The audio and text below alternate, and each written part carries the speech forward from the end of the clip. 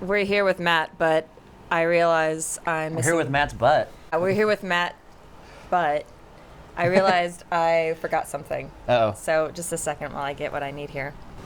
Waiting music.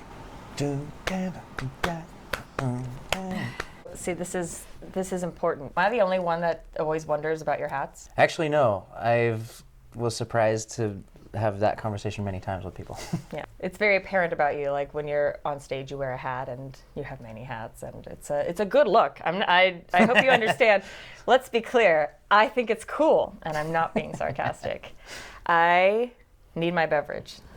We have to move. I'm sorry. I did this with your wife too. We had to walk together because I left my beverage before. Now we're all set. Okay, so we're all set. We're Place all it ready. right. I'm ready to talk to Matt.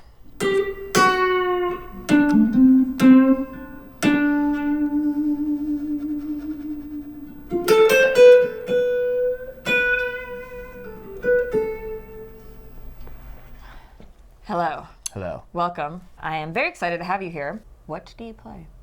I play the guitar and other things with strings. Do you play anything that doesn't have strings? I play my vocals. Very cool. I can do little things on the piano. It's like a piano class. Played Let It Be. Hi. Bobby dog. Hi. You've seen Molly Bear when we interviewed Juju. Remember? Click here to watch Juju's video.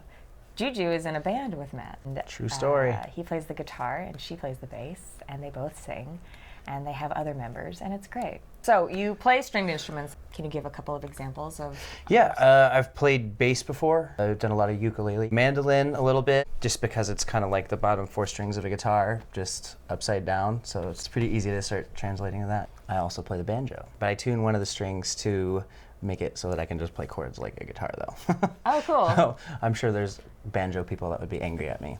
Banjo people might get mad, but truly, musicians embrace this of each other, right? Because we do it the way that it works for us to express. The standards are there to make it easier to pass the craft on. We created the standards, so to me that means you're free, especially because it's a creative endeavor. Yeah, the free to do it elitist how thing's you kind of want. silly, huh? 'Cause Yeah. it's like, what does it matter if I tune it up like this? Because this is how I'm comfortable playing. But at the end of the day, you're trying to make like a sound for something. Just tune the string. Moral of the story. We're not just here to talk about people and instruments. We're here to dive into humanity. Which of those instruments would you say you would prefer writing songs? I don't think I've really written on anything other than a guitar. I've taken things that I've made on the guitar and then like made like new versions on other instruments and stuff, so there's like kind of like a creative process like that, but most of it comes from the guitar. And how long have you been playing the guitar? Oh man, math, 23 years. How long have you been writing songs? Since I was 14 years old. I got into a band when I was like 13, 14, and then I started writing dumb riffs. I got into a band with another guitar player who was better than me, and that was amazing because he would teach me things like, this is how you structure a song. He would help me develop my riffs. I could always kind of move my fingers fast on a guitar, so I'll never forget this day, but he goes, "You're the lead guitar player. I'm the rhythm guitar player." He was like, "You gotta play solo on this song." I didn't know scales or anything like that, so we were playing the song. He's like, "Solo." I just started going like, like chromatic nonsense up the neck, you know? Like, stop the song. What the fuck are you doing? I was like, I don't know scales. I don't know what you want me to do. This dude sat me down and showed me a bunch of solos. I don't know, got me on this whole path or whatever. The original question was writing songs. Yeah, since I was 14 is when I started doing that. That was all guitar. It was just like riffs, and I would try and imagine this part's good for a chorus, this part's good for a verse. So always kind of thinking in that mindset, but I think since I've learned how to sing, that really took my songwriting to a new place. What was the first song style or artist or genre that drew you as a guitarist? Sheryl Crow. I used to read Calvin Hobbes and listen to Sheryl Crow when I was like 7, 8 years old or something, Nice. and that was like what got me into like loving music for some reason. Yeah. I don't know. Very cool. Do you work as a musician full-time, or do you have another job? Yeah, I like to consider myself a music mercenary. I do a lot of different random things, you know, whether it's like recording for people, lessons here and there, and stuff like that, you know. But it's all music related. You're doing something. Yeah, I don't have like I don't work construction. So you've kind of had that drive for a long time, it sounds like. Did this Oh drive yeah, you yeah. musician?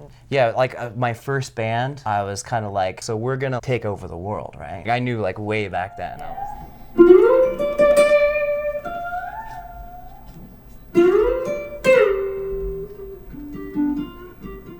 So here on the Flourish, we have a very specific thing we talk about. I have you bring an instrument to talk about. But before we introduce the instrument, I need to do something. Because I didn't want to look unprepared when I came to visit you today. So I brought a couple options with enough I think it's my hats. favorite one so far. It's such a good blue, you know? It usually has googly eyes on it too, but they fell off and I have to re-stick them on. Now that I am properly attired, can you please share with us what tool you brought? Okay.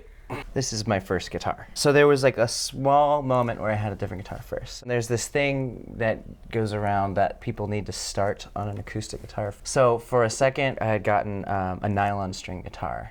Oh. I was so enthusiastic, and then I got a nylon string guitar, and I was just kind of like, maybe I'll keep skateboarding or something, you know? And then when I started to feel like that, my mom was kind enough to be like, well, let's go return this and get a different one. And this one was around the same price range as the nylon string guitar, which this is a Mexican-made Fender guitar, which in this particular year, 1994, I feel like it's like a special year. There's a group of people that I've seen online. Their first guitar was 1994, like Mexican-made Stratocaster, and they're always really good, actually. Yeah. All the electronics are different and stuff too, so it's all been like sort of upgraded. But you did that, or was it done before you got it?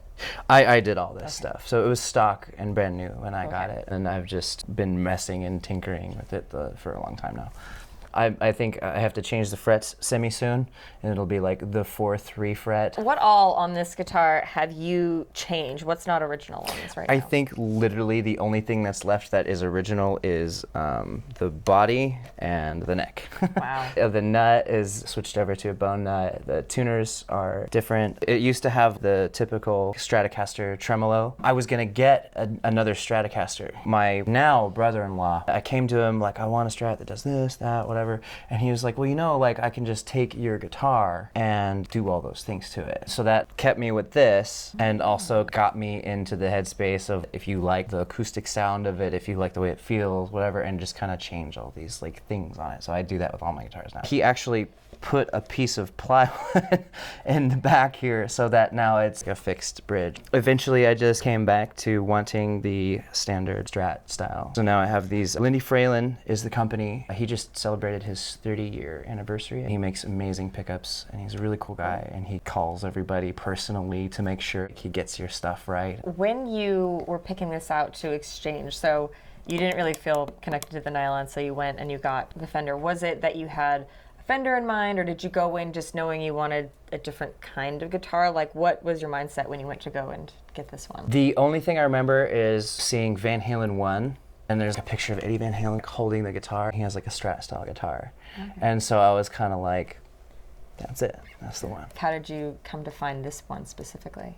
I mean, I don't remember that well because I was like 9, Yeah. but I think I just liked it because it was black. No, that's cool, man. I mean, yeah, you were young, so there's a certain amount of, well, what do you know about it? Not much. Right. But you know you like black. To actually like your first guitar 23 years later or whatever, I feel pretty lucky. Yeah, pretty cool that it's stuck with you all this time.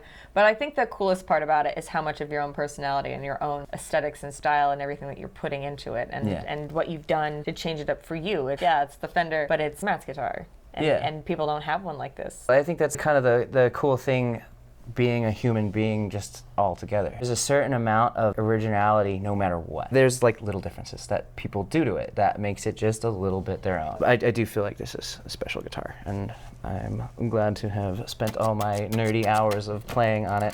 You know? This being your first guitar, I'm sure you must have just played like a million songs on this thing. Yeah. What is one of your fondest memories with the guitar? Gosh, I don't even know how to answer that. It's just like kind of always been around. There's a lot of really, really cool memories and different types of memories. There's all these little chips right here. So I got hired to do a music video to be the backup guitar player in the thing, whatever. And they wanted me to like just like really rock out in the video. So I was like slamming cymbals, doing all that stuff. They even paid me an extra $100 to jump into the drum kit. I lost feeling in my left arm for like an hour, most frightening hour of my life. Yeah. No matter what, with any project we've ever done, this ends up on there somehow. It's just been part of your life now, just like your Yeah, buddy. every record, everything, you know, it's just kind of like this long-lasting thing. So I mean, to pick one memory, I don't even know how to do that, to be honest. Wow. Do you have any bad memories or scary moments? This one, maybe. It's not even that bad, actually, to be honest, but it was still scary to me. But basically what happened was I let my cousin play it, and she had the strap on, but she wasn't holding on to it. And I don't have strap locks on here. My cousin didn't know, and she just was kind of letting it hang, and it fell just straight onto the ground, and I just almost had a heart attack, you know? Yeah, that'll stop your heart. Has there ever been any painting or anything done or sanding to try and get anything out? Is this all just This is just what it Things are the was. dings. It's actually in really good condition, I feel like, for having it for so long. I used to bring it everywhere, like hanging out with friends. Everyone would play video games, and I never really played video games, but I would hang out with everyone while they would play video games while I play guitar in the background. Long hair in my face, just like in the back. Like. So this is your first guitar, but how many guitars have you owned in your life? That's hard. I would say total, probably not as many as some people might think, but maybe 20, give or take, like 5. I'm getting called out. So I have 6 electrics, 2 acoustics. Okay. Currently. With the guitar, there's so many other like components, you know, that make it like what it is, like the amps and stuff, or the pedals and that. Oh yes. We're gonna skip the pedal conversation today because there's just not enough time in the world. How do you feel when you pick up the guitar? Well, I think just in general, when I pick up a guitar, I suddenly get like more like laid back. Like, I know what I'm doing. You know, I feel more comfortable with the guitar in my hand, for sure. Yeah. It brings out my personality a little bit more. This particular one does that, plus I feel like I've held this guitar every single way that you can hold a guitar. I've slept with this guitar, I've taken it to the bathroom, I've like done everything with this guitar. I don't think I've memorized the feel of any other instrument like I have this one. If I blindfolded you, do you think you could pick it out? I'd like to think that you? I could probably, without grabbing some of the obvious, there's Yeah. one knob or something like that, you know, I'd like to think that I could probably just like hold it and feel like that. Ah. For sure.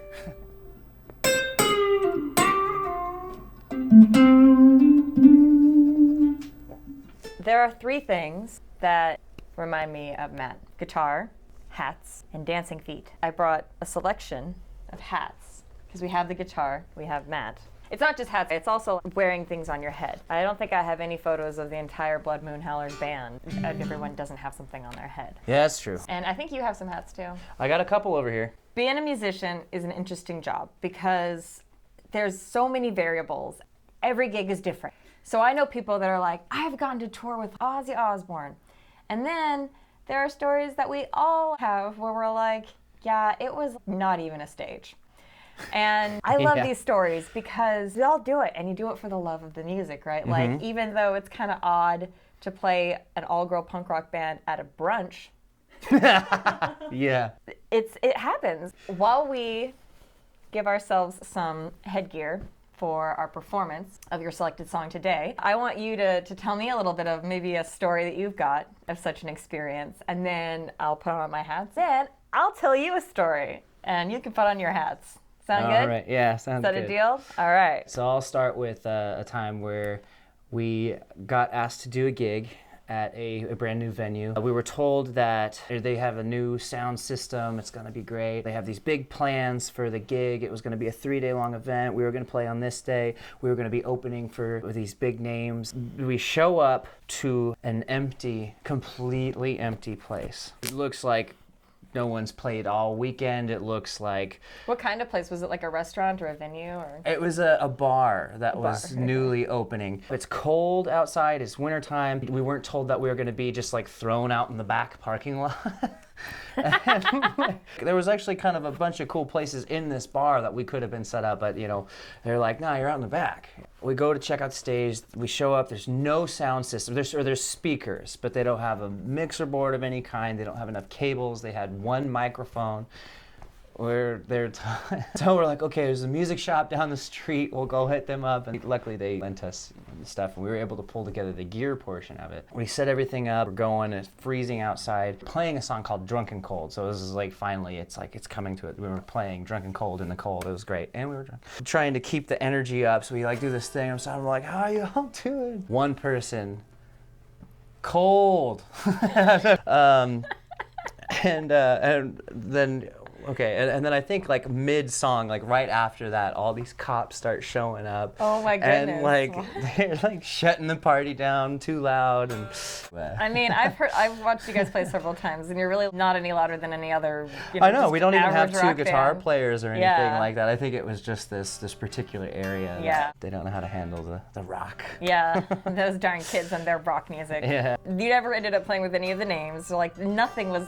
Oh no, it was It ridiculous. was a completely different experience than what you were told it would be. You know what's so great about those moments is that the band bonds. Right. You know, you just hit a point at some of these gigs Yeah. where you hit the like, and it turns really fun all of a sudden. It's very real for gigging musicians, these kind of things.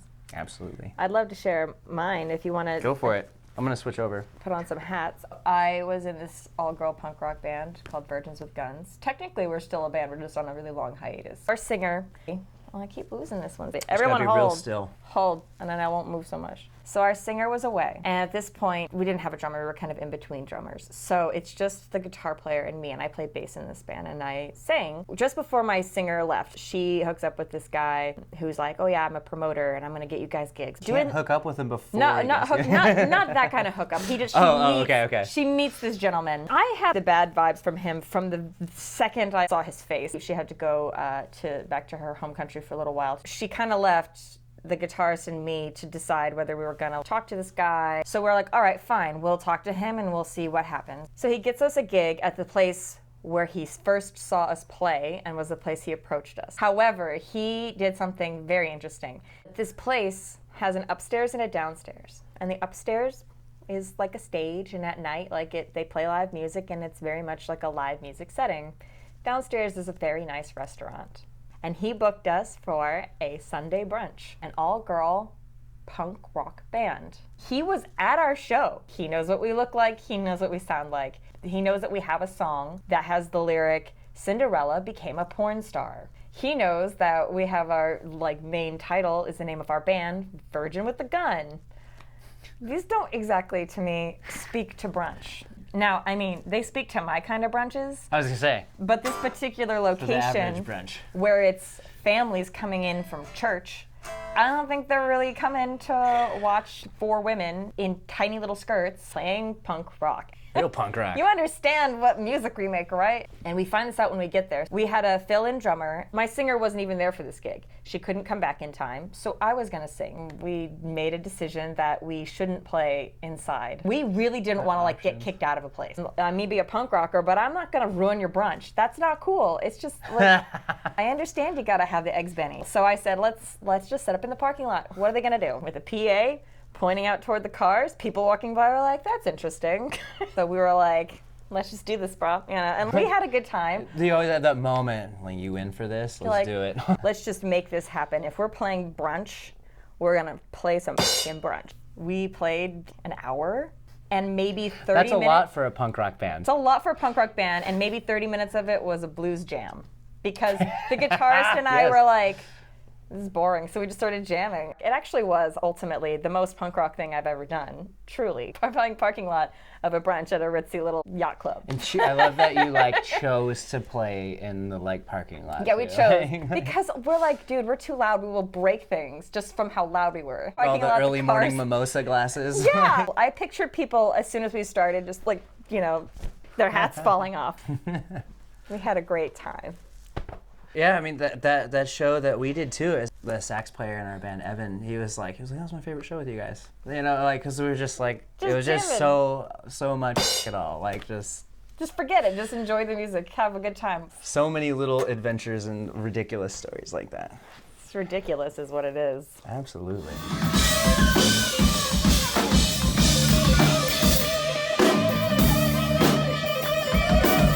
So now that we've talked a little bit about it, I do like to showcase the instrument and the musician by doing a little song. Have you selected a song for us to do today? The Heart of Saturday Night by Tom Waits. Are you a big fan of Tom Waits? A humongous fan of Tom Waits. Yeah.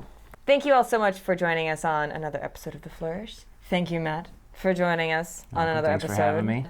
If you really like music and you want to help support all these amazing musicians and the music that we are all making, please subscribe. and then hit the little notification bell so that you know when there are new videos. You can follow me. I am Ainene, you know. And where can they follow you? I play in 2 bands currently, Orchid and Barrel and the Blood Moon Howlers. You can find us on Spotify, Instagram, YouTube, all that stuff.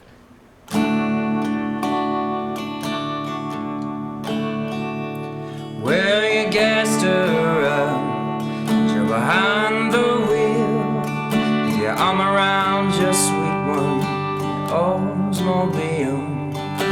Barreling down the boulevard, looking for the hard Saturday night. And you got paid on Friday, your pockets are jingling, and then you see the light. Get all tangled, cause you're cruising with the 6, looking for the hard Saturday night. You comb your hair, shave your face, you're trying to wipe out the trace of all the other days.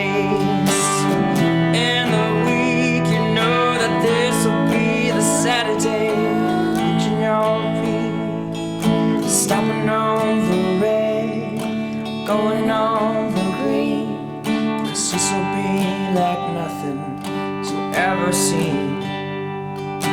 Running down the boulevard, looking for the hard Saturday night. Is it the crack of the pool balls, neon buzzing, the telephone's ringing, it's your second cousin. It's the barmaid that's smiling in the corner of her eye, the magic of the melancholy tear in your eye makes it kind of quiver down in the cold. You're dreaming of Saturdays that came before. Stop